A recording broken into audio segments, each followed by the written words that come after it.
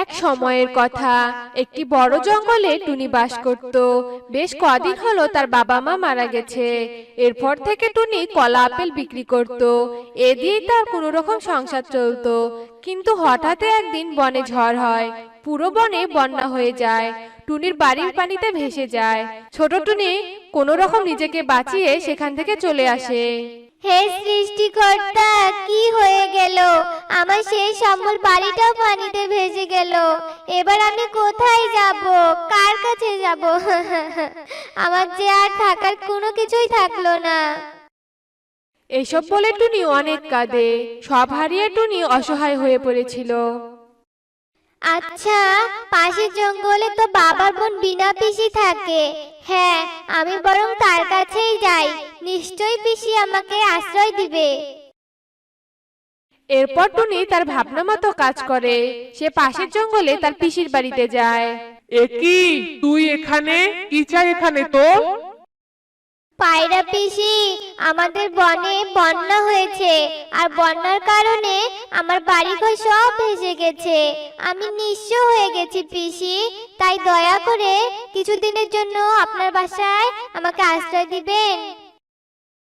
না না, আমি তোকে কোনো সাহায্য করতে পারবো না, বুঝেছিস? তুই তোকে বসিয়ে বসিয়ে খাওয়ানোর মতো অত রোজগার আমাদের নেই। আর তোর বাড়িঘর ভেঙে গেছে বলে ভিখারির মতো এখানে থাকতে এসেছিস। আমি তোকে কোনো আশ্রয় দিতে পারবো না। তুই এক্ষুনি আমার বাড়ি থেকে চলে যা। কি রে, এখনো যাচ্ছিস না কেন? পিসি, এরকম করবেন না পিসি। আপনার ছাড়া তো আমার আপন কেউ নেই। আমি কোথায় যাব পিসি? দয়া করে আশ্রয় দিন না পিসি। আমি কথা দিচ্ছি, কিছুদিন পরেই চলে যাব। দয়া করে আমাকে তাড়িয়ে দিবেন না। এই, কানের কাছে এত ঘ্যান ঘ্যান করিস না তো।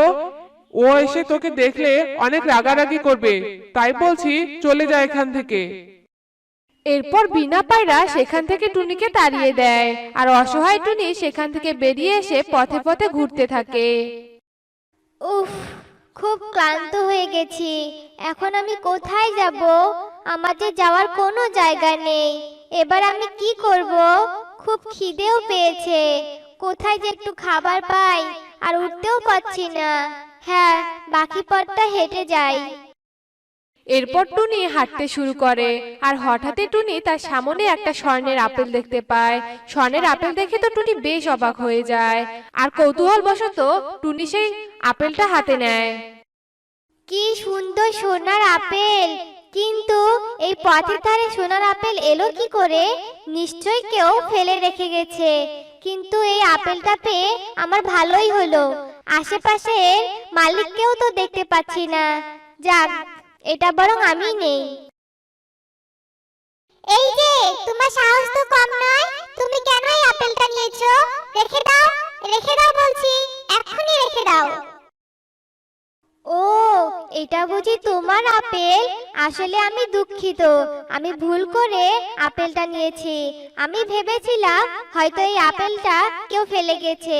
নাও, তোমার আপেল তুমি নাও। আসলে আমি দুদিন থেকে কিচ্ছু খাইনি। বন্যায় আমার বাড়িঘর ভেঙে গেছে। পিসির কাছে আশ্রয় নিতে গিয়েছিলাম, কিন্তু পিসিও আমায় আশ্রয় দেয়নি, আমায় তাড়িয়ে দিয়েছে। আমি বড্ড অসহায় গো। তাই তোমার আপেলটা নিয়েছিলাম। তুমি আমাকে ক্ষমা করে দাও।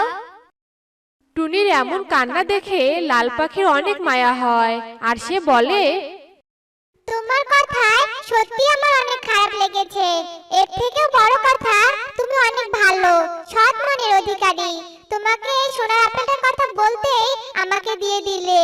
তাই আমি তোমাকে সাহায্য করব, কেননা আমি তোমার সততা দেখে মুগ্ধ হয়েছি। চলো আমার সাথে। এরপর টুনি লাল পাখির সাথে যেতে থাকে। আর লাল পাখি এক অদ্ভুত জায়গায় এসে থামে। সেখানে সুন্দর তিনটি আপেল গাছ ছিল। এই তিনটি আপেল গাছ দেখছো? এই তিনটি গাছ কোনো সাধারণ আপেল গাছ নয়। এগুলো জাদুর আপেল গাছ।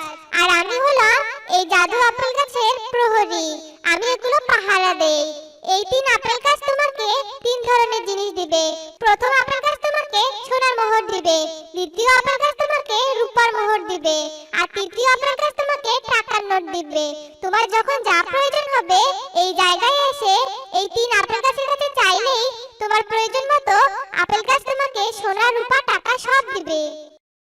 এরপর টুনি আপেল গাছের কাছে সাহায্য চাইতেই প্রথম আপেল গাছ থেকে সোনার মোহর ঝরে, দ্বিতীয় আপেল গাছ থেকে রূপোর মোহর ঝরে, আর তৃতীয় আপেল গাছ থেকে টাকার নোট ঝরে পড়ে।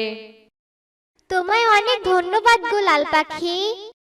এরপর টুনি একটা ঝুড়িতে সোনা রূপা টাকা নিয়ে সেখান থেকে চলে যায়। আর কিছুদিনের মধ্যে টুনি বড় বাড়ি বানায়। টুনি এখন অনেক ধনী হয়ে গেছে।